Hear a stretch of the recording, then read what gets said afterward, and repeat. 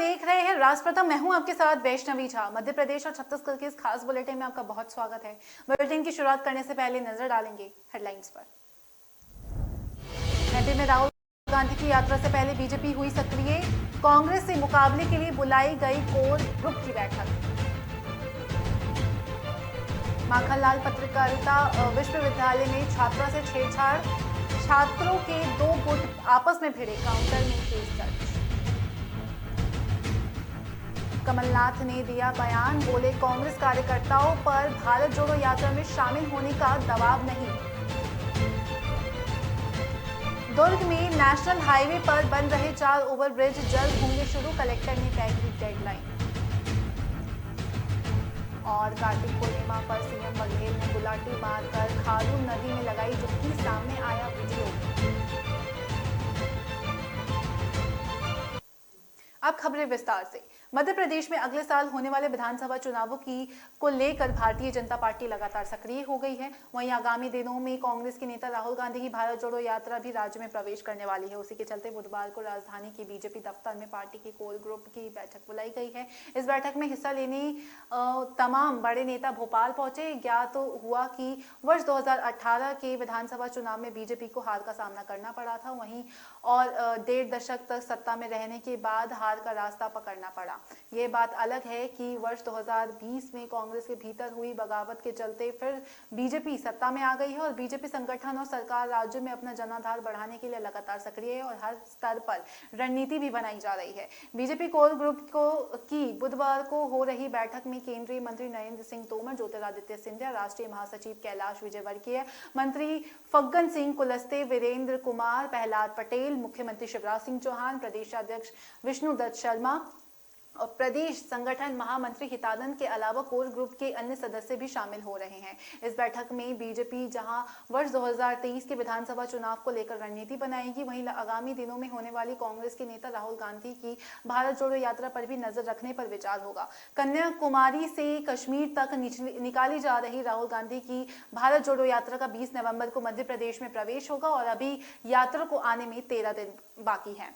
लेकिन इससे पहले ही प्रदेश की राजनीति गरमाने लगी है और सोमवार को मध्य प्रदेश के गृह मंत्री नरोत्तम मिश्रा की प्रेस कॉन्फ्रेंस को संबोधित करते हुए इस यात्रा पर सवाल उठाए गए थे। गृह मंत्री ने कहा कि मध्य प्रदेश में यात्रा के प्रवेश से पहले ही राहुल गांधी को किसानों और नौजवानों से माफी मांगनी चाहिए।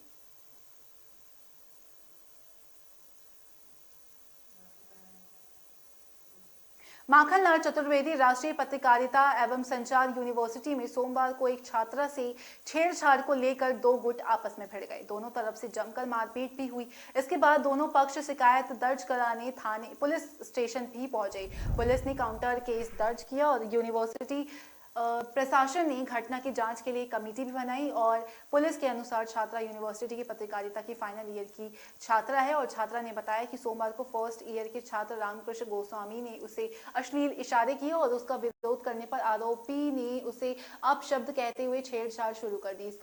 इस बीच उसका साथी विकास भदौरिया पहुंचा और उसने अश्लील कमेंट्स कर दिए। इस बीच छात्रा के साथ पढ़ने वाले छात्र भी वहां पहुंच गए और इसे लेकर दोनों पक्षों में मारपीट शुरू हो गई। सूचना के बाद पुलिस वहां पहुंची और दोनों पक्षों को लेकर थाने भी पहुंची। वहीं एमपी नगर थाना पुलिस के थाना प्रभारी सुधीर अजरिया ने बताया कि दोनों पक्षों की तरफ से शिकायत कर केस दर्ज किया गया है और इस मामले में छात्रा की शिकायत पर छेड़छाड़ और दूसरे पक्ष की तरफ से मारपीट का केस दर्ज किया गया है।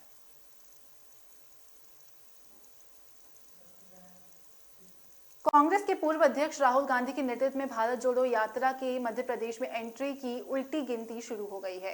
इस बीच राज्य की कांग्रेस समिति के अध्यक्ष कमलनाथ ने मंगलवार को कहा कि इस ऐतिहासिक यात्रा में शामिल होने के लिए किसी भी कांग्रेस कार्यकर्ताओं पर पार्टी की ओर से कोई दबाव नहीं है, लेकिन हर पार्टी कार्यकर्ता यात्रा में अपने दिल से जुड़ेगा।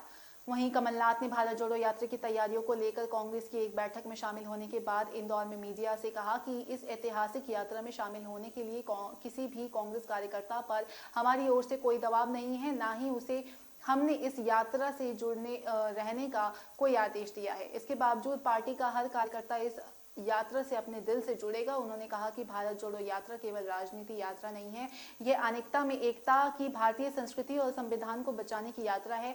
वहीं राहुल गांधी की इस यात्रा निकालने की इसलिए सोची क्योंकि हमारी संस्कृति और संवैधानिक संस्थाएं खतरे में हैं। कमलनाथ ने यह भी कहा कि डॉक्टर भीमराव अंबेडकर ने भारत को एक ऐसा संविधान दिया जिसकी दुनिया की कई देशों ने नकल की है। साथ ही उन्होंने कहा कि लेकिन अगर संविधान ही गलत हाथों में चला जाए तो भारत का क्या होगा। कांग्रेस नेताओं ने बताया कि राहुल गांधी की अगुवाई वाले भारत जोड़ो यात्रा महाराष्ट्र से गुजरने के बाद 20 नवंबर को बुरहानपुर जिले से मध्य प्रदेश में प्रवेश करेगी। यह यात्रा मध्य प्रदेश के पश्चिमी हिस्से के मालवा निमाड़ अंचल के अलग अलग जिलों में 13 दिन तक फासला तय करने के बाद राजस्थान में दाखिल होगी।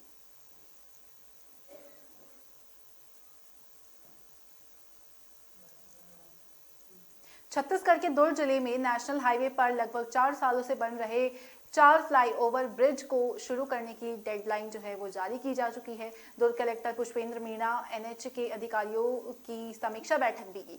साथ ही चारों ओवर ब्रिज का काम जल्द पूरा करने के निर्देश भी दिए। इसके बाद एनएच के अधिकारियों ने कलेक्टर से कहा कि अगले साल अप्रैल तक चारों ओवर ब्रिज शुरू हो जाएंगे। और समीक्षा बैठक के दौरान कलेक्टर पुष्पेंद्र मीणा ने एनएच के अधिकारियों से पूछा कि ओवर ब्रिज कब तक शुरू होगा, जिस पर एनएच अधिकारियों ने अपनी अलग अलग बयानी भी दिए और पावर हाउस के मतलब इसको लेकर कलेक्टर ने काम जल्द करने के जो निर्देश दिए थे। साथ ही कलेक्टर ने लगातार मॉनिटरिंग कर ये काम समय सीमा पर पूरे करने के निर्देश भी दिए। साथ ही उन्होंने ये भी कहा कि कार्य गुणवत्ता पूर्वक और ट्रैफिक में किसी तरह की कोई बाधा भी ना हो, इसलिए कलेक्टर ने एनएच के अधिकारियों को निर्देशित किया है कि किसी भी तरह से ट्रैफिक में बाधा नहीं होनी चाहिए। जहां पर मर्जिंग पॉइंट है वहां पर डामरीकरण करा दे ताकि ट्रैफिक स्मूथ हो सके। एनएच के अधिकारियों ने बताया कि मर्जिंग पॉइंट में डामरीकरण करा दिया गया है। जहां पर तकनीकी रूप से दिक्कत है वहां पर ही कार्य रोका गया है और कलेक्टर ने ब्यूटिफिकेशन कार्य भी शीघ्र करने के निर्देश दिए हैं। तो साफ तौर पर कलेक्टर की तरफ से ये निर्देश जो है वो दिए गए कि काम जो है वो जल्द से जल्द पूरा किया जा सके।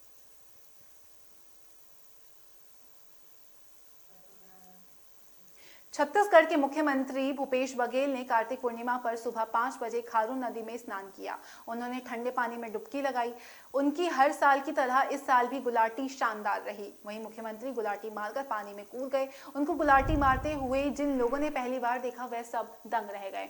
इसके बाद मुख्यमंत्री भूपेश बघेल ने हटकेश्वर महादेव का दर्शन भी किया। और दरअसल मुख्यमंत्री भूपेश बघेल ने आज कार्तिक पूर्णिमा के अवसर पर सुबह रायपुर के महादेव घाट पहुंचकर खारून नदी में कार्तिक पूर्णिमा स्नान कर प्रदेशवासियों की सुख समृद्धि की कामना भी की। और इस अवसर पर उन्होंने कहा कि हमारे यहाँ धार्मिक संस्कृति और सामाजिक परंपरा का निर्वहन किया जाता है। पुन्नी मेला के अवसर पर आज यहाँ आसपास के सभी गांव के लोग आते हैं और पुन्नी मेला हमारे प्राचीन परंपरा है, हमारे छत्तीसगढ़ के गांव शहर की परंपरा का हिस्सा है। कार्तिक माह में सुबह का स्नान और शिव जी पर जल चढ़ाने की परंपरा रही है। आज से गांव के घाटों में मेले का आयोजन शुरू हो जाता है। मुख्यमंत्री भूपेश बघेल ने कहा कि पिछले साल खारून नदी के घाट विकास की घोषणा के साथ की थी। अब बजट में प्रावधान के साथ घाट के विकास का काम शुरू हो जाएगा। हमारे प्रदेश में किसान भाई धान कटाई की शुरुआत कर चुके हैं। 1 नवंबर से धान की खरीदी भी शुरू हो चुकी है और किसान भाई समर्थन मूल्य में धान बेच रहे हैं और समय पर उन्हें भुगतान भी हो रहा है। गौरतलब है कि कार्तिक पूर्णिमा के दिन छत्तीसगढ़ के कार्तिक पुन्नी मेले का आयोजन किया जाता है और गांव में नदियों में घाट में स्नान भी किया जाता है। तो इस कार्तिक पूर्णिमा के अवसर पर सीएम भूपेश बघेल जो है वो स्नान करते हुए नजर आए।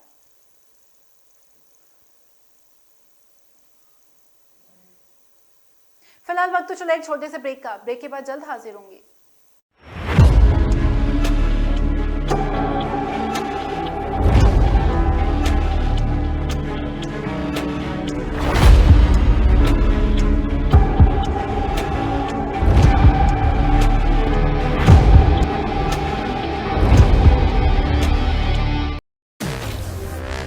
रात के 2 बजे, दिन के 12 बज गए।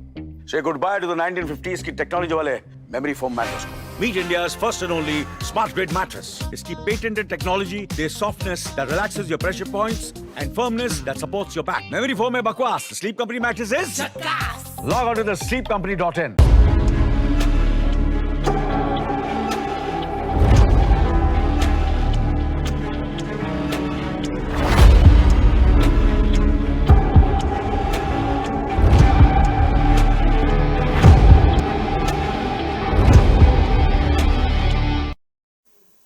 ब्रेक के बाद स्वागत है आपका। बढ़ेंगे अगली खबर की ओर। मध्य प्रदेश में विधानसभा की उल्टी गिनती जो है वो शुरू हो गई है और सालों तक एक ही पार्टी में साथ रहे मध्य प्रदेश के दो राजघराने अब आमने सामने आ गए। केंद्रीय मंत्री ज्योतिरादित्य सिंधिया के गढ़ में सेंध लगाने के लिए कांग्रेस ने पूर्व मुख्यमंत्री दिग्विजय सिंह के बेटे और 2 बार विधायक बने जयवर्धन सिंह को मैदान में उतारने की तैयारी की है। वहीं विधानसभा चुनाव 2023 को लेकर भारतीय जनता पार्टी और कांग्रेस लगातार हर मोर्चे पर निगरानी रख रही है। वहीं केंद्रीय मंत्री ज्योतिरादित्य सिंधिया और पूर्व मुख्यमंत्री दिग्विजय सिंह राजघराने से आते हैं। दोनों ही परिवार पिछले कई सालों से कांग्रेस में रहे हैं। हालांकि कांग्रेस में रहते हुए भी इन परिवारों के बीच शुरू से ही प्रतिस्पर्धा देखी गई है। अब केंद्रीय मंत्री ज्योतिरादित्य सिंधिया बीजेपी की ओर से प्रतिनिधित्व कर रहे, जबकि पूर्व मुख्यमंत्री दिग्विजय सिंह का कद कांग्रेस में भी कम नहीं हुआ है।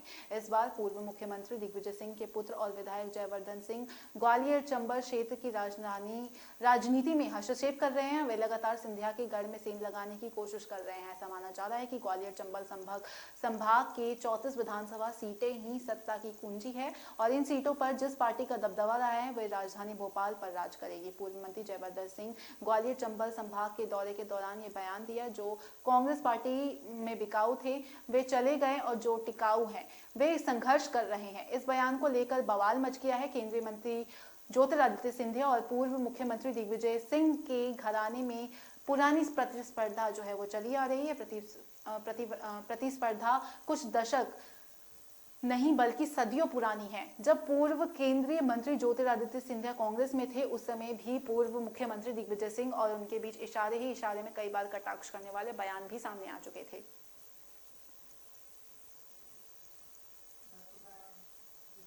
छत्तीसगढ़ प्रदेश में एक साल में विधानसभा चुनाव होने हैं, जिसको लेकर विपक्षी दल बीजेपी सत्ता में वापसी के प्रयास शुरू कर दिए गए हैं। इसी कड़ी में कुछ महीने पहले ही बीजेपी प्रदेशाध्यक्ष अरुण साव पहली बार सरगुजा संभाग मुख्यालय अंबिकापुर पहुंचे। गौरतलब है कि सरगुजा छत्तीसगढ़ का एक आदिवासी बहुल इलाका है और यहाँ की 14 विधानसभाएं छत्तीसगढ़ में सत्ता की चाबी मानी जाती है। ऐसे में बीजेपी प्रदेशाध्यक्ष अरुण साव का ये दौरा कई मानों में अहम भी माना जा रहा है। वहीं छत्तीसगढ़ बीजेपी के प्रदेशाध्यक्ष अरुण साव रविवार शाम को बिलासपुर की ओर से सड़क मार्ग से होते हुए अंबिकापुर पहुंचे थे। इससे पहले सरगुजा की सीमा में प्रवेश करते ही तारा से लेकर उदयपुर से लेकर अंबिकापुर तक अरुण साव का कई जगहों पर उनका काफिला रुका, जहां उनका जोरदार स्वागत हुआ।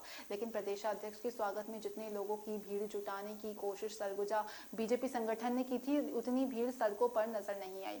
हालांकि स्वागत के इस क्रम में आखिरी स्वागत अंबिकापुर के घड़ी चौक पर हुआ, जहां मीडिया से औपचारिक बात में बीजेपी प्रदेशाध्यक्ष ने कहा कि प्रदेश में बढ़ रहे अपराध, अराजकता और वादा खिलाफी करने वाली सरकार के खिलाफ बीजेपी का हर कार्यकर्ता से सड़क से सदन तक लड़ाई लड़ेगी और प्रदेश की सत्ता में एक बार फिर बीजेपी सरकार बनाएगी। प्रेस वार्ता में करते हुए प्रदेशाध्यक्ष अरुण साव ने कांग्रेस पर जमकर हमला बोला। उन्होंने कहा कि आदिवासी समाज में आक्रोश है, उनके साथ अन्याय हुआ है, उनके आरक्षण में कटौती की गई है जो 32% से घटकर 20% हो गई। अनुसूचित क्षेत्र में नौजवान इससे नौकरी और रोजगार पा रहे थे, लेकिन राज्य सरकार ने उससे वंचित करने का काम किया है और आज सभी नियुक्तियों पर रोक लगा दी गई है।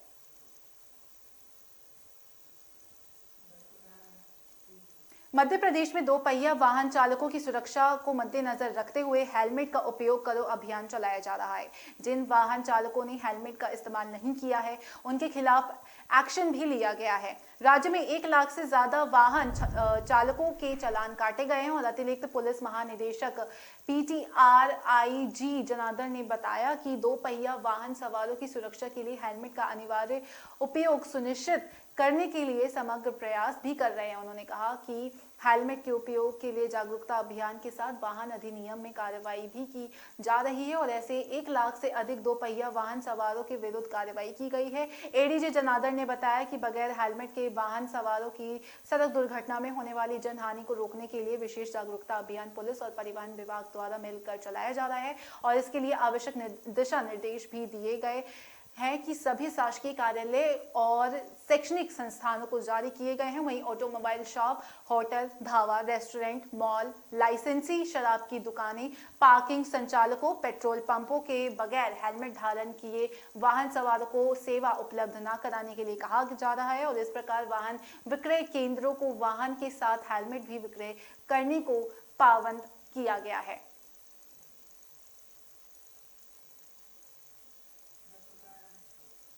छत्तीसगढ़ के बस्तर में इन दिनों पूर्व इंजीनियर की चारों तरफ चर्चा हो रही है। हजारों लोग इनकी मुरीद हो गए हैं। अब आप सोच रहे होंगे कि आखिर इन्होंने ऐसा क्या किया। ये इंजीनियर नहीं, इंजीनियर चाय वाला के नाम से पहचाने जाते हैं और जो एक बार इनकी चाय का स्वाद चख लेता है, इनकी मुरीद हो जाता है। शाम होते ही जगदलपुर चौपाटी पर स्थित इस इंजीनियर की चाय गुमटी में लोगों का जमावड़ा लगना शुरू हो जाता है। जनाब की चाय में वो जादू है कि एक प्याली चाय पीने के लिए लोग लंबे समय तक इंतजार करने के लिए अभी तैयार हो जाते हैं और चाय पीने के बाद बस यही कहते हैं कि वाह, मजा आ गया। दरअसल मैकेनिक इंजीनियर की पढ़ाई करने के बाद प्रयास नाग ने 2 साल तक नौकरी भी की, लेकिन नौकरी उन्हें रास नहीं आई। इसके बाद उन्होंने नौकरी छोड़कर जगदलपुर शहर के शहीद पार्क चौपाटी पर एक चाय की गुमटी खोली। प्रयास नाग को अपने हुनर पर पूरा विश्वास था और आज उनका यह विश्वास जीत गया।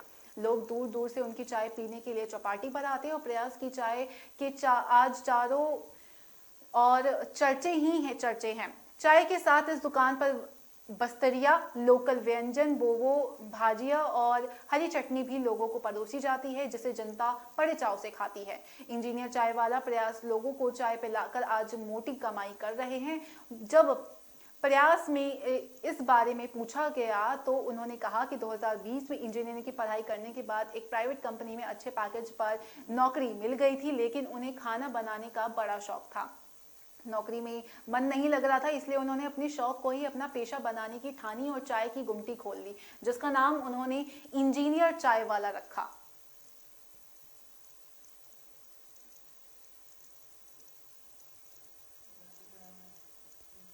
केंद्रीय सड़क परिवहन मंत्री नितिन गडकरी को जनता के सामने माफी मांगनी पड़ी। गडकरी मध्य प्रदेश में सड़कों की स्थिति देखकर काफी दुखी हुए। ये वही सड़कें हैं जिन्हें मुख्यमंत्री शिवराज सिंह चौहान अमेरिका की सड़कें से बेहतर बताते हैं। आज इन्हीं सड़कों के कारण गडकरी ने लोगों से खुले मन से माफी मांगी। जनता को इस सड़क के कारण परेशानी हुई, इसे लेकर नाराजगी भी दिखाई। दरअसल केंद्रीय सड़क परिवहन एवं राजमार्ग मंत्री गडकरी ने मंडला और जबलपुर में आयोजित समारोह में सड़कों का भूमि पूजन और लोकार्पण भी किया। इस दौरान उन्होंने मध्य प्रदेश की तमाम सड़कों का जिक्र किया। इसी में एक मंडला जबलपुर हाईवे के बारे में चर्चा करते हुए उन्होंने हाईवे के निर्माण में गुणवत्ता से असंतुष्टि जाहिर करते हुए इसके कारण लोगों को हुई परेशानी के लिए माफी भी मांगी। वहीं इतना ही नहीं, उन्होंने इस दौरान अधिकारियों को इस सड़क के निर्माण कार्य में सुधार करने की सभी निर्देश भी दिए और जल्द ही नया टेंडर जारी करने को भी कहा। उन्होंने इस दौरान सड़कों के विकास को देश का विकास बताया। उन्होंने कहा कि अगर गलती है तो इसके लिए माफी मांगनी चाहिए। उन्होंने खुद मंच से बताया कि उन्होंने अधिकारियों से कहा कि नया टेंडर निकालो और जल्द ही यह रोड अच्छी तरह से कर दो।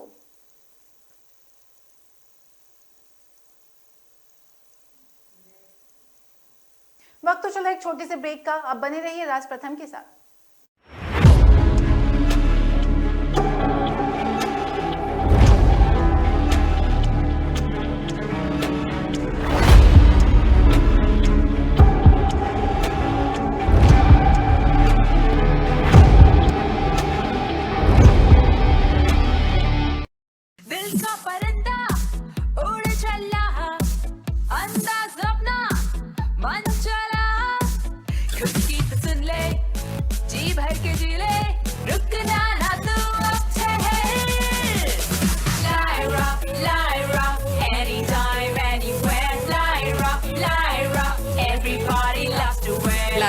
Anytime, anywhere.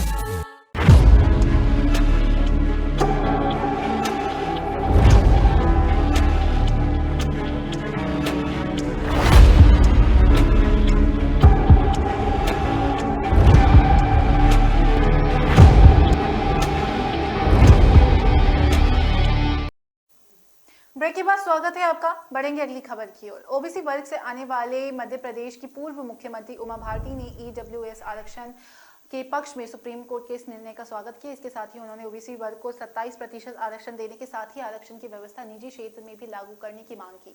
बीजेपी नेता उमा भारती ने ट्वीट करके सुप्रीम कोर्ट के निर्णय का स्वागत करते हुए कहा कि यह फैसला अभिनंदनीय है। सब गरीबों की एक ही जात है कि वह गरीब है। यह आरक्षण राष्ट्र में एक आत्मक लाएगा। मेरी अपील है कि दुनिया के सभी अभावग्रस्त लोग एक बेहतर जिंदगी के लिए एकजुट होकर अपनी लड़ाई लड़े। उन्होंने ओबीसी आरक्षण से जुड़ी याचिका अदालत में लंबित होने के लिए कहा कि मध्य प्रदेश प्रदेश में हम सशक्त तरीके से पक्ष रखें तो जीत हमारी ही होगी। आरक्षण की इस प्रणाली को हमें प्राइवेट सेक्टर में भी लागू कर देना चाहिए। यहाँ आपको बता दें कि मध्य प्रदेश में ओबीसी आरक्षण 14% से बढ़ाकर 27% किए जाने पर सरकार के इस फैसले पर अलग अलग मामलों में सुप्रीम कोर्ट और एमपी हाई कोर्ट ने रोक लगा रखी है। इसके चलते पंचायत और नगरीय निकाय चुनाव में भी कई अवरोध आए, लेकिन अंत में ओबीसी वर्ग को 14% आरक्षण के साथ ही चुनाव लड़ना पड़ा था। उमा भारती के करीबी बीजेपी विधायक प्रीतम लोधी ने भी ओबीसी राजनीति को लेकर लगातार सड़क पर उतरकर आंदोलन भी कर रहे हैं। दरअसल ईडब्ल्यूएस आरक्षण को सुप्रीम कोर्ट ने हरी झंडी दिखा दी है और सुनवाई के दौरान 5 में से 3 जजों आरक्षण के पक्ष में थे।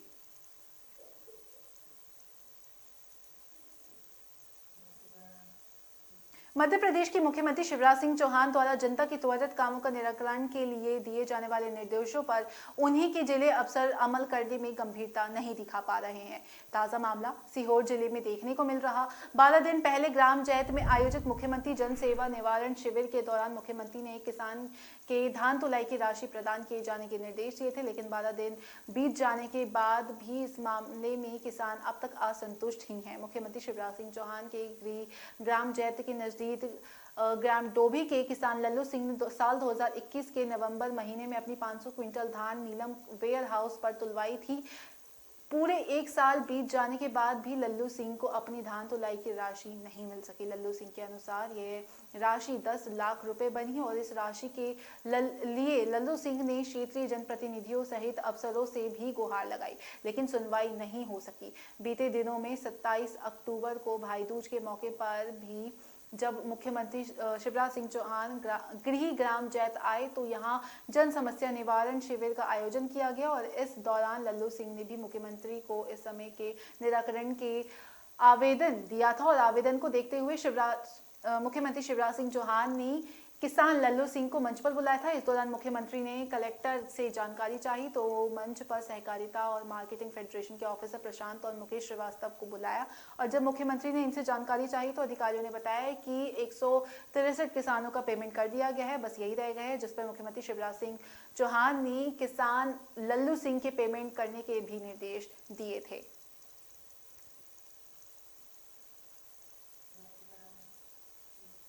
जबलपुर वासियों को 7 नवंबर को रिंग रोड के रूप में बड़ी सौगात मिली।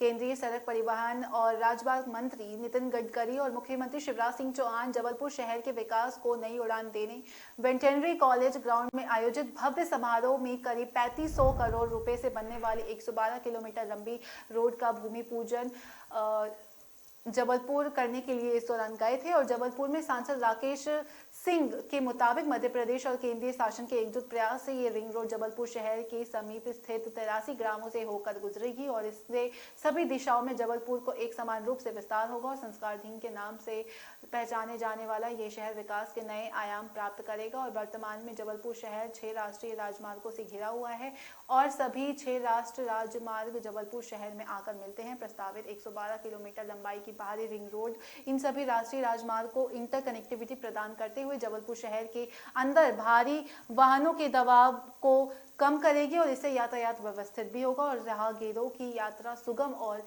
सुरक्षित भी होगी।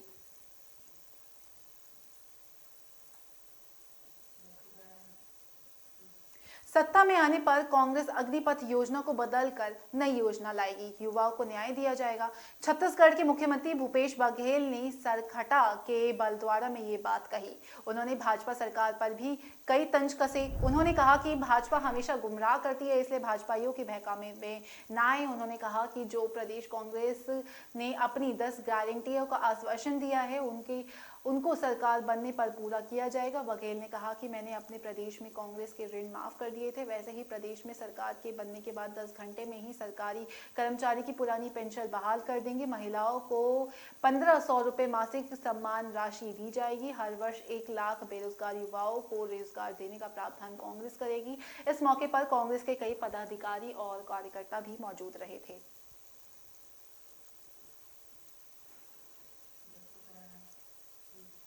कहते हैं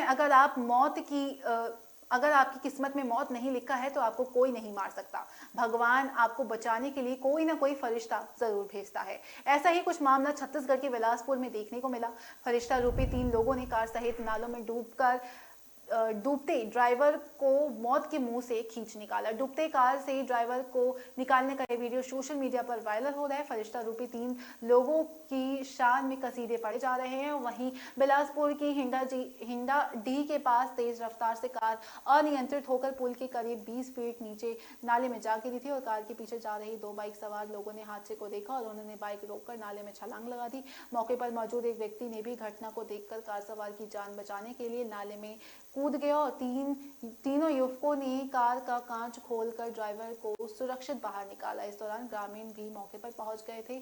लोगों की मदद से कार को भी ट्रैक्टर के सहारे नाले से खींचकर बाहर निकाला गया। वहीं जांजगीर चांपा जिले के बालोदा में रहने वाले व्यवसायी अमित मिश्रा किसी काम से बिलासपुर आए थे और काम के बाद अमित अपनी वैगनार कार से बलौदा लौट रहे थे। हिंडा डी के पास खतरनाक मोड़ पर उनकी कार जो है बेकाबू होकर पुल से जा गिरी थी, जिसके कारण वो डूब रहे थे और फिर 3 राहगीरों ने उनकी उसी नाले में कूदकर उनकी जान बचाई।